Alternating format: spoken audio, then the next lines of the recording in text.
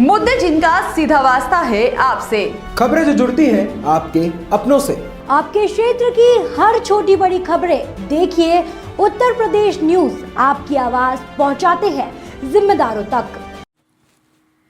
इस वक्त की बड़ी खबर संभल से आ रही है, जहां उत्तर प्रदेश के संभल जिले में प्रशासन ने फैसला किया है कि ईद और अलविदा जुमा की नमाज केवल मस्जिदों और ईदगाहों के अंदर ही अदा की जाएगी। सार्वजनिक स्थानों या सड़कों पर नमाज पढ़ने पर प्रतिबंध रहेगा।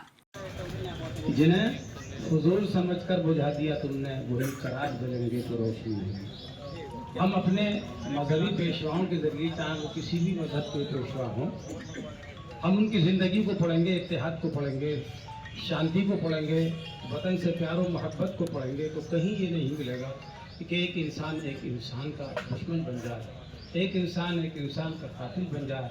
ये वही लोग करते हैं जो तालीम से ना अच्छे होते हैं। अभी अभी मेरे मोहतरम ने बड़ी अच्छी बातें कही, उसके बाद कहने की किसी को ज़रूरत नहीं है, मगर हमारे हुक्काम हजरात शिव साहब हैं और हमारे SDM साहब हैं और दीगर लोग हैं, ये बार बार हमें बुलाते हैं। इनको ये निर्णय पुलिस प्रशासन द्वारा सभी वर्गों और धर्मों के लोगों के साथ बैठक के बाद लिया गया। योगी आदित्यनाथ सरकार पहले ही प्रदेश में सार्वजनिक स्थानों पर नमाज अदा करने पर रोक लगा चुकी है। प्रशासन का कहना है कि ये फैसला कानून व्यवस्था बनाए रखने और आम जनता की सुविधा को ध्यान में रखते हुए लिया गया है। संभल से मुबारक अली की रिपोर्ट। एक आदमी ने, यदि मेरा वक्तव्य इतना गलत था तो वो उसे हाई कोर्ट में, सुप्रीम कोर्ट में क्यों चैलेंज नहीं किया, मुझे सजा करवाते।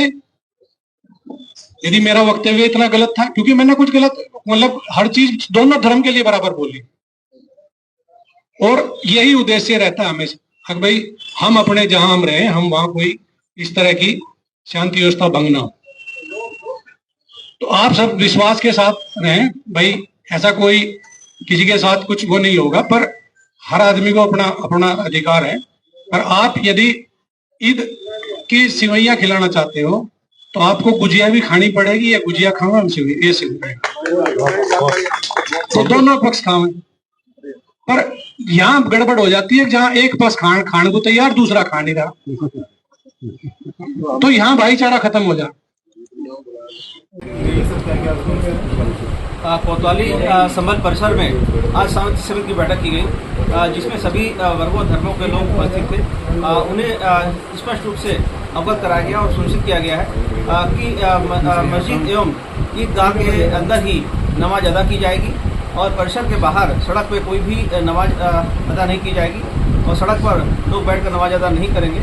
और साथ ही बिजली पानी की कुछ समस्याओं के बारे में भी उनके द्वारा अवगत कराया गया है, जिन्हें भी समय रहते हुए पूर्ण करा लिया जाएगा और किसी के द्वारा अन्य कोई समस्या प्रकट नहीं की गई है। यह आशा की जाती है कि सभी त्यौहार शांतिपूर्ण ढंग से संपन्न किए जाएंगे। क्या लाउड स्पीकर की भी इन लोगों ने मांग की है कि कुछ लोगों ने समय के अनुसार कुछ समय के लिए लाउड स्पीकर की मांग की थी। इसके संदर्भ में उनको उचित कार्रवाई के लिए अवगत कराया गया है और साथ ही किसी भी तरह से नियमों का अनुपालन सुनिश्चित करने के लिए कहा गया है और नियम के अनुसार ही सभी पर्व मनाए जाएंगे और कहीं भी कोई अशांति नहीं रहेगी, ये सुनिश्चित किया जाएगा। नवरात्रि में ईद का पर्व पड़ रहा है, इसको लेकर क्या कुछ सुरक्षा के इंतजाम रहेंगे और कैसे शांति व्यवस्था रहेगी? जोनल सेक्टर व्यवस्था पूर्ण की भांति लागू है और पर्याप्त पुलिस बल लगाया जाएगा और कहीं भी किसी प्रकार की अवस्था नहीं होगी। सभी त्यौहार सकुशल संपन्न कराए जाएंगे, ये सूचित किया गया। जब सड़कों पर नमाज को लेकर इन लोगों ने अनुमति आज के दिन पुलिस कमेटी की बैठक बुलाई, इसको लेकर क्या विचार है?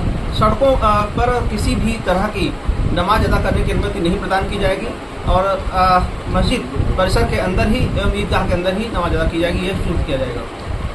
ठीक है।